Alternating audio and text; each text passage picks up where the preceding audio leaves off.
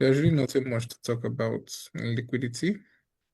Really nothing much to talk about because liquidity has never been the issue, right? Good evening, sir. Your call, sir. Liquidity, what is it? Because of okay. Liquidity has never been the issue. It's like one of the easiest concepts ever. The video start oh.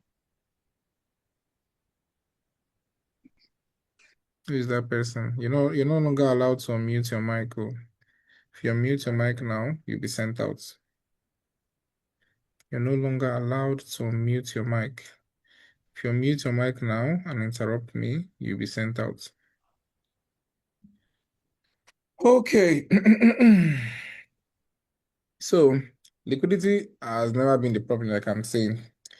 This week was a very beautiful week, and if you guys follow through with the whole thing, you'd see that the markets bought from this particular area. I was talking to somebody the other day, and I was like, this was literally where the market bought from, and see how much in profit it gave. So it's a beautiful week, and let's see what next week brings for us, and next month brings for us. It's going to be a very profitable one. I can see higher prices for these pairs.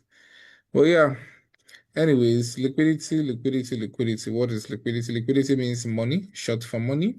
And liquidity actually is what we need. If you're trading the market with no liquidity, you basically are trading.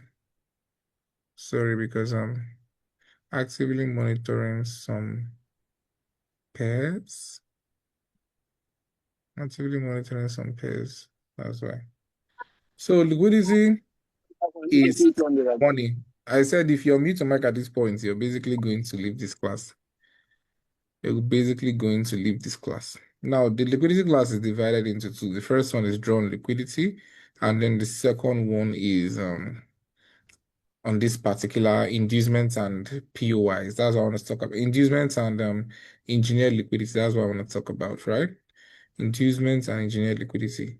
Now, when we get to drawn liquidity, you're basically going to understand how to actually frame a bias based on what the higher time frame is telling you, right? How to frame a bias based on what the higher time frame is telling you. Like I can look at a specific candle on the weekly time frame now on GBP USD, and I look and I tell you, oh guys, we are going to this place. We are going to this place on or before February or even during February. It is the knowledge of drawn liquidity that actually exposes that to you, right? It is the knowledge of drawn liquidity that exposes that to you. So it's very, very, very interesting. The knowledge of drawn liquidity is very interesting. So, but now let us just do the basics we actually were doing. I sent you a video I sent my private students, and I didn't revisit that course again. It was just 2 times I did that thing with them, and I didn't revisit it again. So, but I was like, let me just come on board and share something. If just few tips that are very important for you to understand, because if you ask me, Techriz, what actually makes a bias correct, I tell you, the first thing is first, you need to know to actually get a correct bias, you need to know where the market is moving. Structure. After structure, you need POI. After POI, you need targets, right?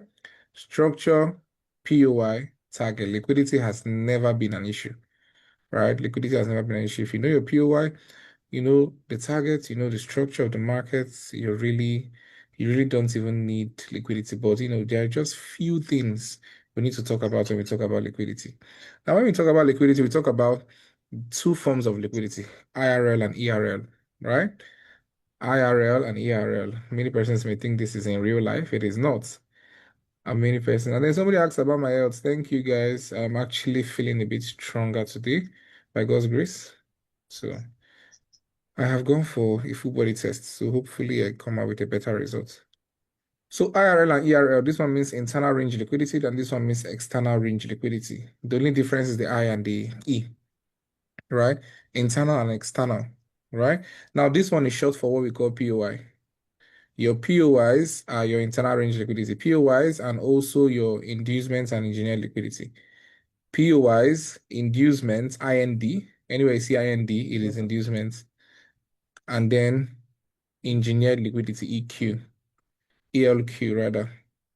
Why? This external range liquidity is what we call the drawn liquidity, is what we're going to learn in the later part of this class. The drawn liquidity, or for those who actually know trends, we call it the higher highs and higher lows. Like really, it is your higher highs and higher lows. These are what we call external range liquidity, because if we actually draw a range like this, if we draw a range like this is a range really, right? This is a range. Now, any liquidity that exists outside of this range is external. That means you are saying that this high is external and this low is external. They are both liquidities. They are both liquidities, right? External, external. But anything that is inside this range is what we call our internal range liquidity, or anything that happens inside this range is what we call our internal range liquidity. And you realize that inside this range too, we have POIs, right? We have POIs and we have what? Inducements too, right? If you remember the classic drawing of inducements where I was like, it's like the last loop before the POI. Inducements, rather, sorry. Inducements to, do you have something like this, where there is a POI here, and the last loop before the what? The immediate loop before the last loop is usually what? The inducement. And the market would take it out and move. Just like example now, what somebody asked the last time when we looked at USD JPY, and they were like, is there a possibility of it coming back and using that low as inducements? And I was like, very, very possible, because this pair, this pair is a crazy pair. So this is the H4 now. This last loop before this POI, really, is an inducement, right? Setting pure points of interest, or let's say the market comes and you want to set from here, the market might actually take you out before it makes the move, right?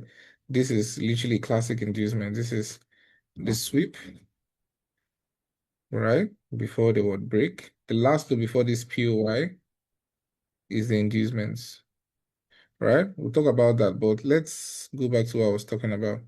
So now, two very important IRLs we must talk about. Three very important IRLs we must talk about is what? POIs and inducements and engineered liquidity. Now, two of them actually work in this fashion, right? And most times too, what's the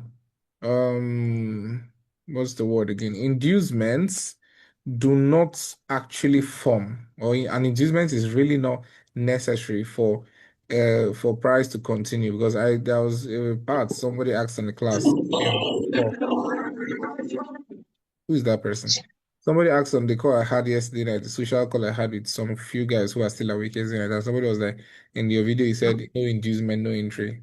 Now that is a very old video. There are ways now you can trade This without guy, it. listen, person just go out. You know why? This shit all dey spoil. So you dey down. I bet you don't have. Let me just pardon you because you probably just joined. But don't do that again. So inducements are not really necessary when we have like chain instead of deliveries. Like let's say price comes into a point of interest at a key time, give a chain instead of delivery, you start waiting for an inducement. Now we don't do that. We don't do that. When price gives a chain instead of delivery, that is already the entry, right? That is already the entry. You consider inducements far, far, far from when price has not even gotten to the POI. But when price gets to the POI and gives you a chain instead of delivery, you don't look for inducements, right? Look at what happened on Euro USD. Okay, yes, look at what happened on Euro USD. Look at when price reacted from here. See this zone. See, this is the inducements that are before the zone. All these lows are inducements. And when price bounced from there, did he start waiting for any other inducements anymore? No. It basically came and bounced from this POI immediately as a re-entry. This is what I always keep saying too. And the market is going to give you a re-entry. The market is going to bounce from a zone. You're going to basically see a re-entry. It's not jokes at all, right? So even if you didn't get this, I told you guys, when the market actually moves from one area and breaks another high, it means the market is continuing. Who is that person? Oh, Choma, you're disturbing us. So you joined and you started disturbing everybody. So the market is always going to give you what? A re-entry opportunity. So this is the first CISD. And after the CISD, what we need is a continuation, because if you say the market dropped into a POI, broke above, tapped into the CISD and go up, we need to break above the last high that it's created. That high is what's going to tell us that, okay, the market is ready to continue. And this is what the market did. The market broke above this high and immediately what came back, used whatever was here and started bouncing up again, right? And literally we have price delivered to the highest point. So the buys are very fast. These buys happened in just 1 week, but it took almost 2 weeks for this whole sell to happen. And look at this situation again, where the Techriz OB, again, my private students got this one because they love that OB a lot. Techriz OB again, they found it here on the H2. And when they found, and this is exactly what I mean by where the POY becomes clear, becomes the time frame you should actually focus on. How the POY is clear on the H2 now, that they can say, okay, they see the Techriz OB on the H2. They must wait for their confirmation on that same H2. And so look at what price the price engulfed above this candle. And literally, this was the entry. So inducements, I'm just trying to like tell you that inducements happen even far before anything CSD. The market does not need an inducement whenever you take an entry. It is like old knowledge that has been scrapped off. The market does not need uh, inducement whenever you want to take any entry, any CISD entry. Right. So, but for the sake of this class, inducement is the last low before the what POI, or the last high before the POI. So should in case this is a high, reject above all the highs, and we drop. That's the liquidity sweep, and we drop, and we like create something like this, and we drop, break structure. This is the inducement. Inducement is going to be also most times a previously mitigated POI, PM. A previously mitigated or POI, PMP, you can call it PMP. Previously mitigated POI, right? Because if there's a POI here and everything has been mitigated, it can be an inducement. But really, it is the last low before what? The point of interest, or the last high before the point of interest in the sell scenario. And the market is going to come up, take the inducement out. When you take the inducement out, give you a CSD, you don't need any inducements anymore, and you take your trades. As simple as that. So that's what inducement is. But before we get into what a valid inducement is, really, that is what it is. It's the last low before the point of interest. And in case where there are no last lows before the point of interest, let's say the market just did something like this and broke, no last lows before the point of interest. The market doesn't mean the market is going to come down and then just no. Most times, like I said, the market doesn't even need inducement to move. If there is no inducement, there can be a creation of what? An engineered liquidity. And we're going to talk about what engineered liquidity is. So an engineered liquidity is when the trend is void of any form of liquidity. The market has to engineer some form of liquidity in that POI before it moves. It's as simple as this. This is how simple liquidity is. The market has to create some form of liquidity before it moves. So let's say the market actually what? Just pumped like this. There was zero form of liquidity. There was zero form of liquidity in this area. Zero form of liquidity in this area. What the market is going to do is if it wants to come to the POI, right? If it wants to come to the POI, it would slowly grind to the POI. And most times when it gets very close to the POI, where many persons would have thought, oh, the market has left me, the market would pull a move like, oh, I want to start going. But this move is like a very deceitful move because it's going to use everybody here who has tried to like start buying. Because when you see this, you actually see your CISD, right? So, but there are other things that validate all these things. Like this is why I say most times just calm down, because if it doesn't form at a key time, it's most likely liquidity, right? And you're going to learn all of that. Stop raising your hands, guys.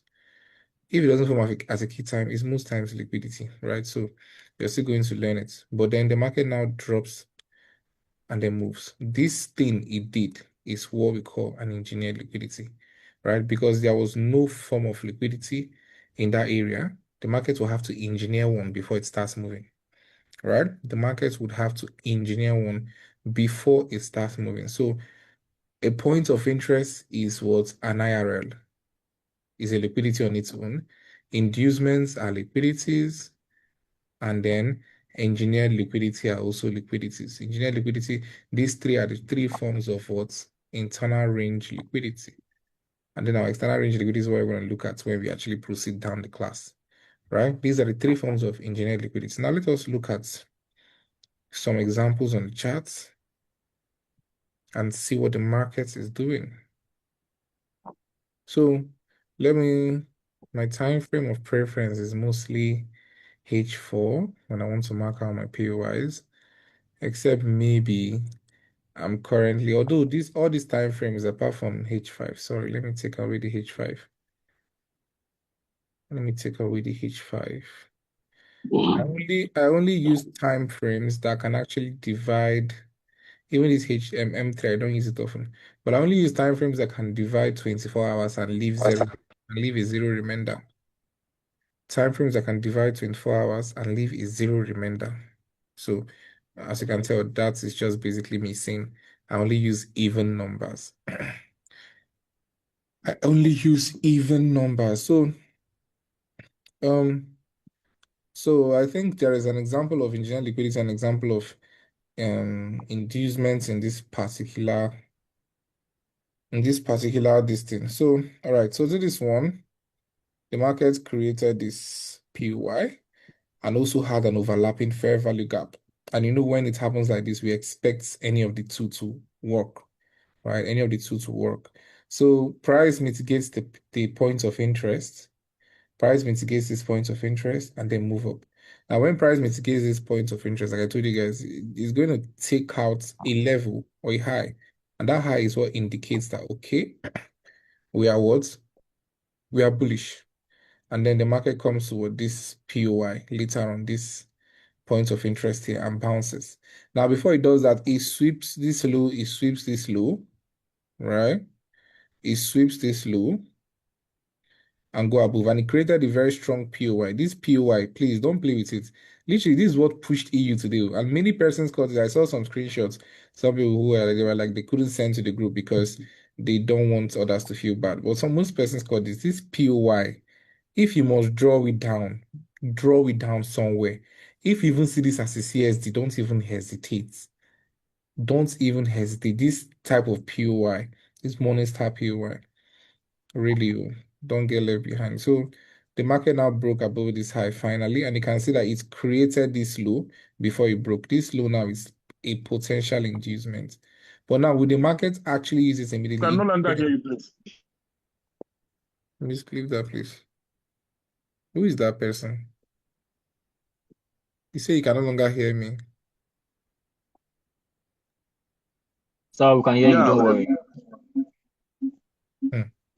You know what? Okay. So that last low before we broke is a potential what? Inducement, but the market just totally ignored it, right? The market ignored it. This is why most times you need to move on from what do you call it? Points of interest. I say points. You need to move on from bias. So when the market ignored it, many persons will be scared to take their entry from here. I don't even think I took a trade from here because I was waiting for this place to get mitigated, right? But the market mitigated here and bounced. When this has happened, the market has indicated what? An interest to continue for continued higher prices. When we break above old highs, it's a continued interest for higher prices. So anything that's happened to be low, I just forget about it, right? But the market would still come back one day to actually look for a point of interest it had.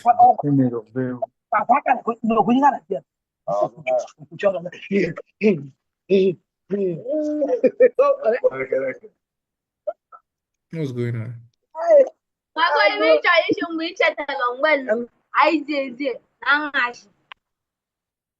Hmm. Oh.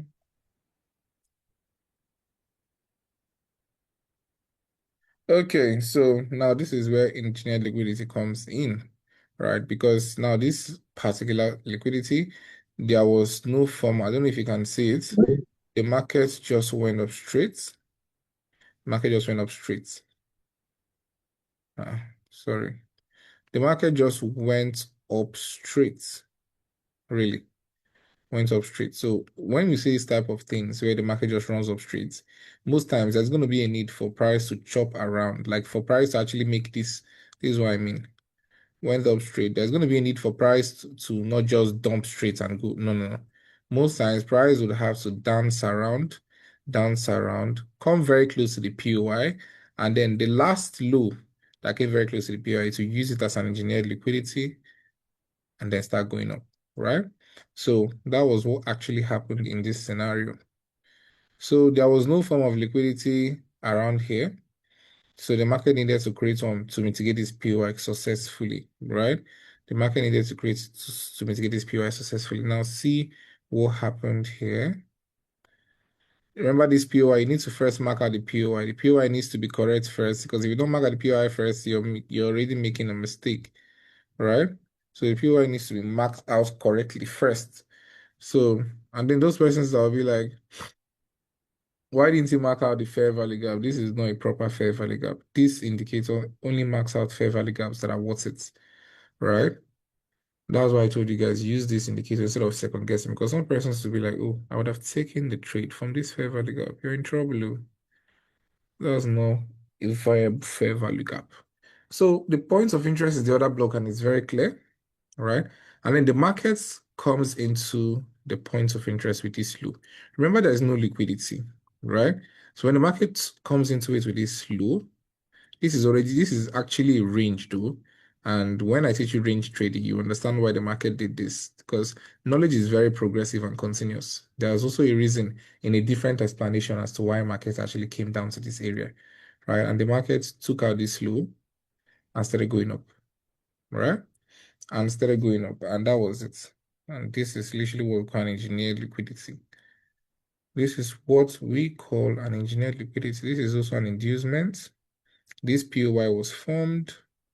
The market went up to break this structure. Every single POY has been mitigated. This is why I said an inducement can also be a mitigated point of interest. Every single POI here has been mitigated, mitigated. So everything here is liquidity. And the market just dropped into it, bought a little bit, took out this high. This is an external range liquidity. The target was met, and then the market now resumed this downtrend we all saw, right? This downtrend we all saw. Now, see how downtrends are so choppy. And then when the market is ready to buy, it just moves straight up.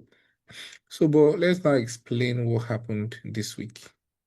Very beautiful week. Now, this POI that the market had initially ignored, that had an inducement, was where the market actually came back to buy from.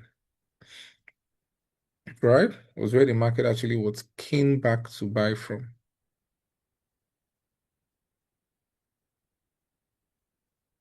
Was where the market came back to buy from. And they might be confused. Oh, what if blah blah blah blah blah? How do I know if what if a price is not going to buy from there? Really, like I said, you're always going to see a reason for price to buy from there. Now, this was the down close candle. This down close candle that dug into the points of interest. Now, the next candle swept its low. The next candle swept its low, and the market proceeded to break structure here. Right? Now, is that a break of structure? Yes, it's a break of structure. The market broke its low, but with the second candle, not the first. The market broke the high. I say low, the high with the second candle. And then what did price do? Price, this would have been my entry anyways, because I mostly use other blocks. But if the market doesn't come back to another block, it doesn't mean I would disrespect a fair value gap. So the market came back into the fair value gap. The same thing, the exact same thing it did here. Came into the fair value gap and moved up. And so when the market did and finally closed above this high, it broke structure again, closed above this high, we are what? Bullish. This is just reading the market from the H4. I didn't go to any other time frame. Closing above this high, after this mitigation, closing above this high, we are bullish. And automatically, how would I take my entry? My entry will be from here, this bullish order block. That's where will be my entry. Although you can actually find an entry on like a much lower time frame anyways. Let me see if the H1 provided an entry. Can get your entry from a much lower time frame. Anyways, so now it was not clear on the H1. It's also not clear on the H2. Like I said, my internet is very poor today. I don't know why. Extremely poor. Leave it. So it's supporting me. Still not clear. Actually, guys, just use your H4 is really everything you need. You don't need any other time frame again when it comes to marking out all these things. Let me load back to H4 charts. So, but anyways, there was also still a way you could enter this trade without even POIs and all of that. When we get to range trading, that's really a different class on its own. That's really a different class on its own. It's a really different world on its own. But you need the basics first to excel in that particular area. So, but that's it. The markets reacted from this point of interest. Bullish order block inside of what? This range. Can see no liquidity yet. I say, no wind down, no. And don't forget, I'm here, Alex, for that. How will somebody just So no wind down, no. unmute his mic? Like I say, no, the choir, I say no, no, the choir, but just wind down. Who But is you know, the girl, she did very smart. She don't notice. Say, be like, this boy, no, really put my for me. just unmute your mic and you're disturbing us with your flimsy stories? Okay. So you can see that all this while, there has been no need for anything inducements, right? So you can see the market can actually move without needing anything like inducements or liquidity. So that particular rule is flawed. So if I was able to take an entry from here, obviously my target is what the external range, which is this high. That was where would have been my target, this high. And the market actually went up. Like I said, range trading, when we get to range trading, many of you would see that this is also an entry. This is also an entry. Total soup, this is also an entry, and then the market went up from there. So my students too actually took their entry from here. That was also a second entry, right? And then the market came to react from this hidden block. Don't ask me how is a hidden block. Watch the old videos. But that was a hidden block. And then when it got to that hidden block, it still gave the same thing again, a range confirmation. Sweep the low, come back into the tweezer, and then boom, moves up. But this particular mitigation is also clear on the H2, right? So the Techriz, whatever other block that showed up here, it became clear. The other block became clear on this area. Now we're going to wait for a point of interest on that same area, and literally a point of interest show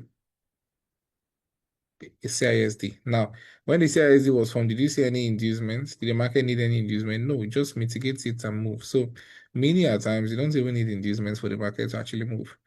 As long as your bias is correct, your point of interest is correct, your confirmation is correct. That's really all you need. All right. So that is the major difference between inducements and engineered liquidity. And engineered liquidity would only be formed when there is no liquidity before the point of interest, right? Now, this is what happened to this place, shutdown trend, right? And then see what the market did. This was the highest point. The markets broke this low, took this high. That's high is momentum exhaustion, right?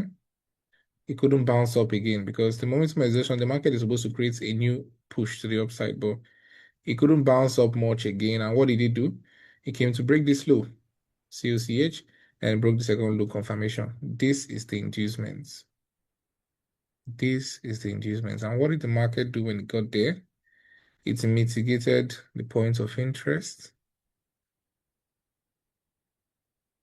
Many persons would have marked here as their entry, not knowing there's a point of interest just literally above it, and still give another confirmation again when it got here. Failure swing. So if the market is going to move, you're going to know. The market is going to move in any direction, you're going to know. It's going to give you signs. You just need to pay attention to catch those signs. Ogula. You just need to pay attention to catch those signs.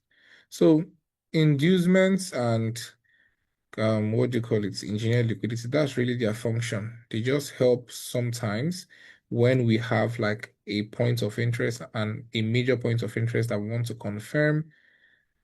They help us to know if these points of interest are valid or not.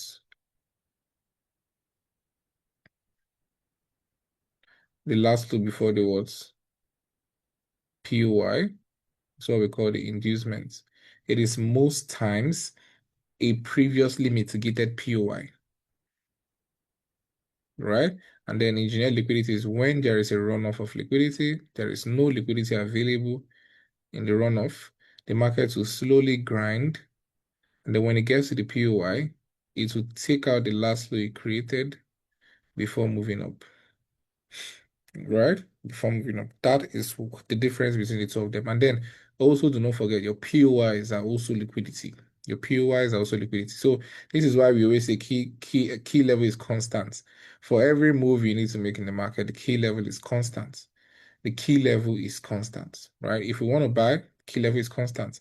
If we want to sell, key level is constant. If we enter the chart now, somebody, probably during our market review, somebody asked me, oh, boss, can you analyze Euro USD for me or GP USD or GP GPY? The first thing my eye goes to is I'm scanning, where is the POI?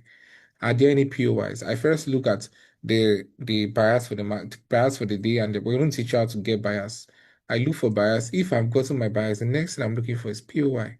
How would I get in? Am I seeing any clear POI? Does the POI have inducement? Even if it doesn't have inducement, I would have to actually now wait for extra confirmations. Or if it's a POI I'm very conversant with, like the Morningstar order block, most times I even have half the limit on that particular POI. And when the market gets there and give me the complete confirmations, I then take the second limit. Right. So every other thing is just basically just need to just be careful. There's other forms of liquidity that I mentioned in that particular video. So if you've not watched it, go and watch it too. I think there's a diagonal one. There's a double top, double bottom, triple bottom, where the market bounced off on one side a lot. Most times it can actually create a form of liquidity in that area, right? Most times it can create a form of liquidity in that area. Ooh, just like this, the market was just moving up in this particular, all these are liquidity. And when the market is ready to take them out, it will take them out completely, right? It will take them out completely. So let us see if we can mark a little more before we actually get into question and answer. Let me see if I can mark the order price action and see what happens. I don't usually go far in the market because I believe in active participation. But should I use USD JPY? I don't usually go far. USD JPY taught many persons a lesson today with this move. Wicked week. That's what we call it. Wicked week. Is it up to 11 o'clock? The market has not closed. I am you.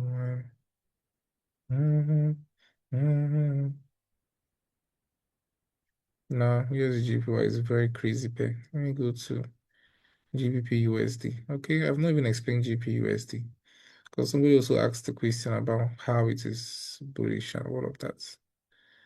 So, this GBP USD, you can be right and still take a loss. I took a loss on this pair just because my SL placement was not an invalidation point. So, well, let us look at it together. Okay, let me start from here. Let's start from here.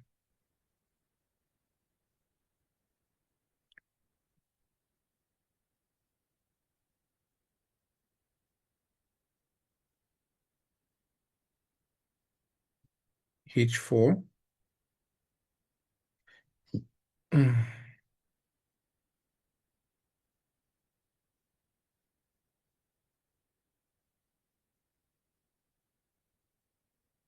Okay, whatever I did here, I would have not participated. And then we finally got to break above this high. When we got to break above this high, I knew we had flipped bullish, and this is the hidden block the market used. The hidden block the market used to bounce from that area. But anyways, when it bounced from that area, this is the other block that was formed. I would have not even taken. This is the kind of trades where I say I don't take limits on. Can you see how long the invalidation point is? Because normally a sane trader, a sane trader would have to put his entry here, and his stop loss is automatically below this week because that was the last point of mitigation. What is this? What is this? You would literally have to wait for price to get to these highest points, which you're not even sure of, before you can even make a minimum 4 hour. This is a waste of time. So in these situations, I don't usually take limits at all. I just wait for the market to get there. I just wait for the market to get there. Now, this is literally also an engineered liquidity because when we rubbed off this level, when we ran off this level, there was no liquidity. There was no last low or something that was formed. It just ran off. And then this was the highest point. This was the low. And then we just said drop in, drop in. We dropped to this place. And then the market broke above. Many persons would have thought, oh, the market is ready to start buying, not knowing that the market has not mitigated the POI already, and everything it's doing is what's creating liquidity, right? And the market came back, mitigated, and bounced, right? Mitigated and bounced. Now, the price has gotten to this particular order block. The best approach to do is, let me check, also mitigated at a key time, 15 o'clock. Now we're coming there, 15 o'clock. The best thing to do is you need to go and look for a change in state of delivery on any time frame. It becomes clear to you, and voila, I can see my change in state of delivery already. The down close candle, sweep below this low, close above this high, and that is my entry. That would have been my entry. Stop loss below this CISD low, and take profits at a DOL, probably higher than this too. Take profits at a DOL because this was not a drawn liquidity. So, well, the market ran off crazily, and as usual, again, the market did not leave what any form of liquidity behind. So this is what you mean by runoff. There was no pullback, nothing, nothing, nothing, nothing. All right, now the market wants to return back to any POI available. It needs now a form of liquidity. So let's go back to the H4 because I like to mark my things from the H4. Okay, now this is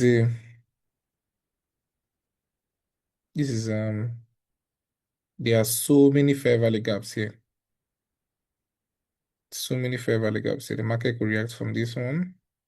In fact, when this happens, when it becomes confusing, like this 1, 2, 3, 4 fair value gaps, the best thing to do is to go to the daily to reduce the fair value gap impacts. Let us see. Okay, so now in the daily, now the fair value gap now becomes 1. It now becomes just 1 fair value gap. This was where I would have been waiting for price to get to, but there's also a way to approach the markets, right? This is where I would have waited for price to get to. Now, the market dug into this fair value gap and went above. And when the market went above, what did it do?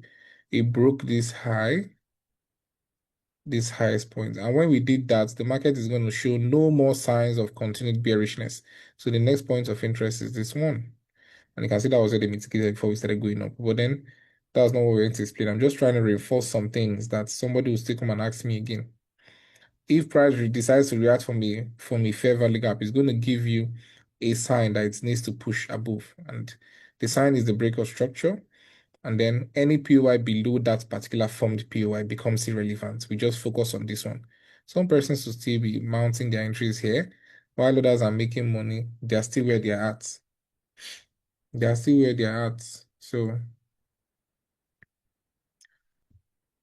okay, so now see what the market did on the H4 when we got to that. Ewo, was that H8? Okay. The H8 also showed a very clean order block, a very clean fair value gap.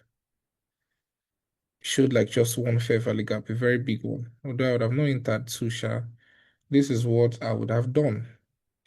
Now, when the market actually, so what the market is doing now, when there is no liquidity at all, there is always a very, very structured and pattern movement. Right? There is always like this movement, right? It's not like a movement just that just comes down and goes up. No. And this reason is because there is no point, there's no liquidity. So the market is trying to like induce as many as possible before the final move. And you can see that the market actually finally came into this hidden block here, right? Came into this hidden block, and the market broke above this high. Many persons would have thought, oh, we are ready to start buying. And boom, the market used everybody here as liquidity and pushed up, right? And pushed up. So anyways, whatever happens here is none of my business. Until after the whole engineer liquidity is formed and my CSD is given, that is when I start looking for my entry, because I do not want to actually be caught in that whole chaos. I just want to come and make money when it is clearer, right? When the market's price action is cleaner, that's when I want to come in and make money. But anything that will make me second guess, is this other block, is this POY? Nah, I will not do that. So when we stabbed into this particular POY with a down close candle, a tick down close candle, wait for the market to close above it. This is a change in state of delivery. You can mark out the full thing though, if you want, or you can decide to pick entries as you like. I would have marked out the full thing, but then this is the best entry that would have served. And still, like I said, continued bullishness, you're going to also still see another break. And the market did what? Still broke above this high again, giving you signs I want to buy. You're going to see people who are still selling. First break happened, second break happened. You see them mounting their POI here. What are you selling? What are you selling? Coming from a high time frame key level, first, second break, you're still selling. Now, this would have been the second entry. This would have been the second entry. And that was where the market pushed from. Pushed as high as this level. I'm going to teach you how to target. Don't think the market just aimlessly goes to anywhere it likes and then starts retracing. No, we'll teach you where to actually get out of your trades from, right? Teach you how to get out of your trades from. Let me check if this is the key time. Key time to 15 o'clock. Don't worry, when we get there, you understand better. But this is the key time to 15 o'clock. That was when the market stabbed into the POI and gave it any state of delivery. So everything here is very valid and agrees with time, right? Everything here is very valid and agrees with time. So now the market actually has, remember, when we break above the daily high, there is now an intention. There is now an intention to move upwards. This break above. There's now an intention towards move upwards, and everything below this POI is forgotten.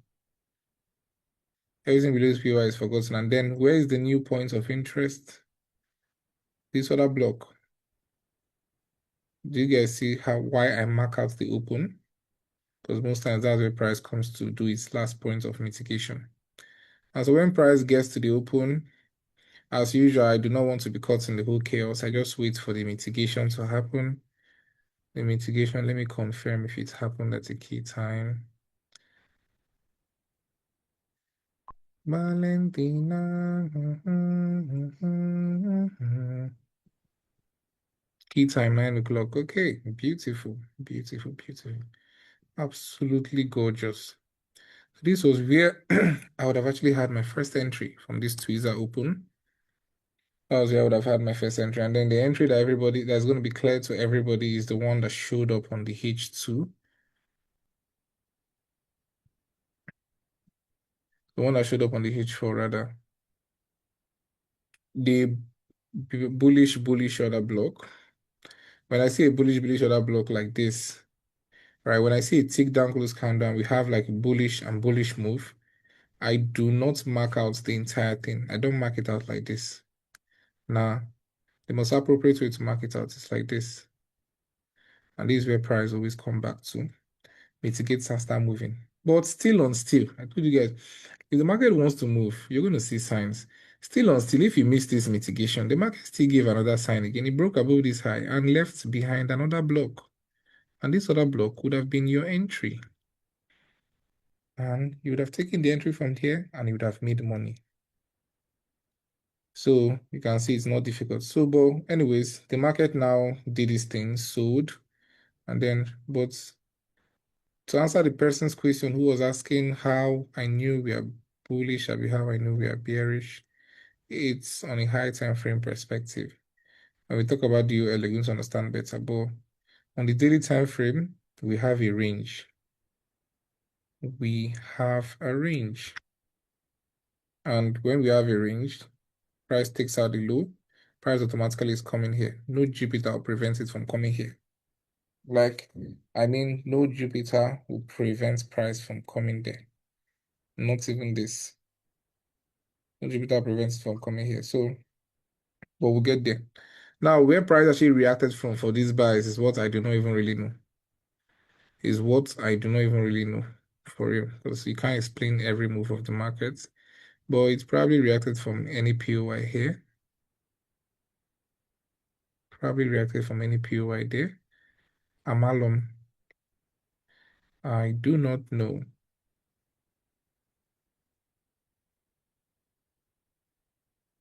So the whole thing is still being respected, right?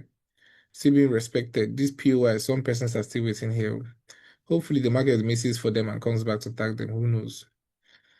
But yeah, when the market reacted from, I do not know because the market just opened and then this was market opening anyway. So I don't think anybody would have been able to engage. This was when the market opened by 12 o'clock midnight, 11 o'clock rather. So when it opened around that time, it just basically went down straight. Look at what it did. It just basically went down straight. And then when it went down straight, it sunk into that POY with this particular down close candle. And then it engulfed it. It engulfed it. This would have been the entry for mini, but the market did not come back to it, right? So you need to always be paying attention to this thing because sometimes the market will not come back to your POI, but that is not a sign for you to go and start licking ice cream or go and start doing something else. If it doesn't come back to your point of interest, wait for it. If it gives a sign of continued bullishness, you can actually still get another entry. You can still get another entry. So this is why I said GPUSD was very, very funny these few days because like I don't even know where it reacted from. This level was mitigated. This level is mitigated. This level is also mitigated. So where this particular candle got into is what I can't even explain. And then not on top of that, I was like, okay, all this rubbish happened. Okay, then I finally saw this break. This was where I set my entry to get in on the buys, and the market was wicked me out for good. Like I was like, why did you do this? Why? Why did you actually do that? Just basically wicked everybody out and then started moving upwards. Those who actually are still on this trade are those who actually took a better entry from here. So EU was clearer than GU. And see how crazy it ran. Pay me that because this was literally like 30K plus or so. But anyways, the market will still bring new opportunities. So sometimes the market you can do everything right and the market still shows you who's boss. There can be times where you don't even have a logical explanation as to why your stop loss was hit or why whatever happens. You just do your part and just play the game as it is.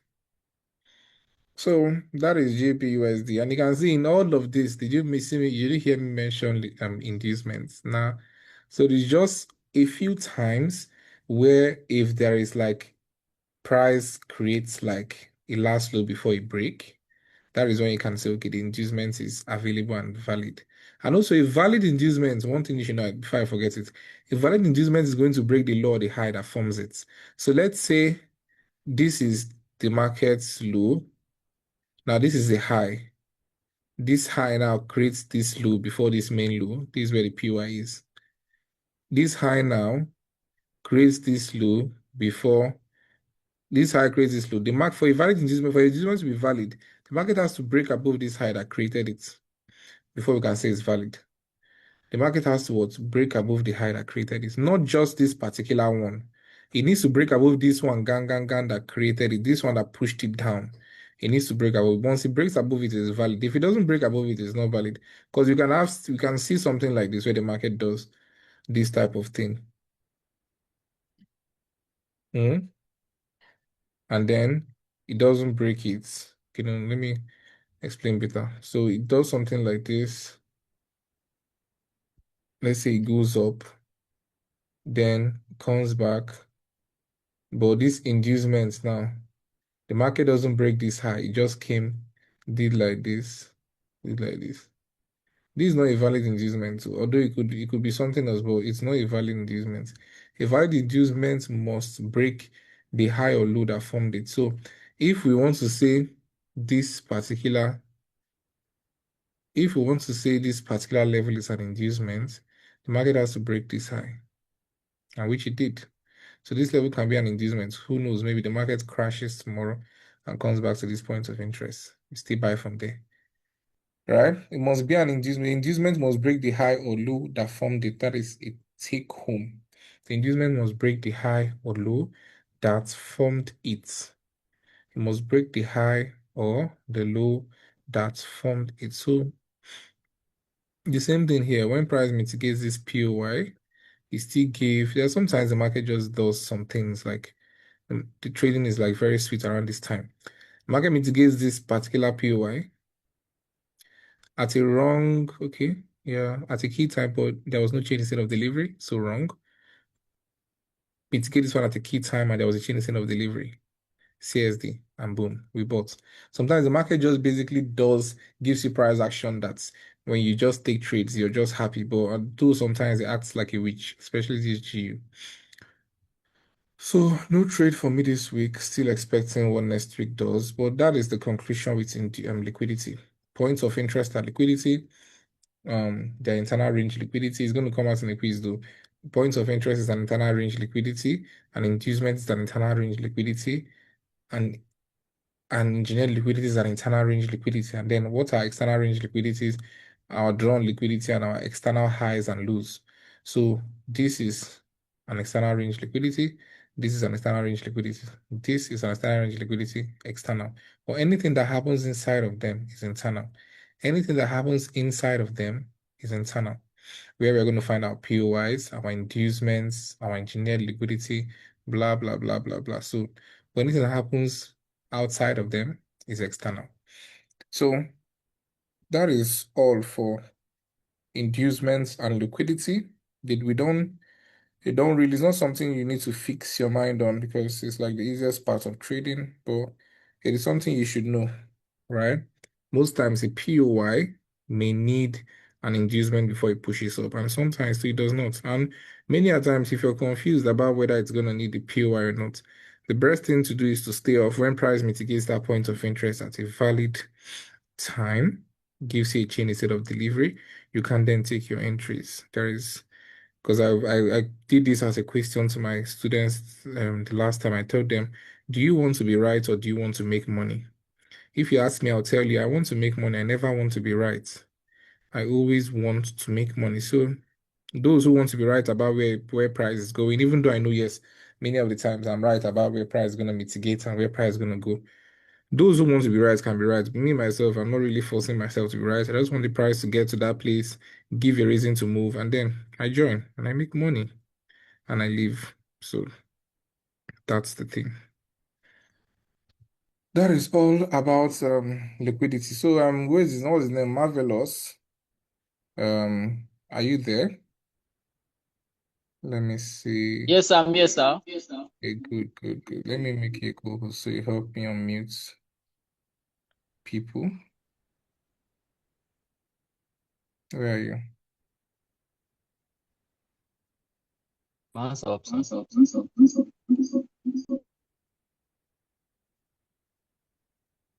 Oh, okay.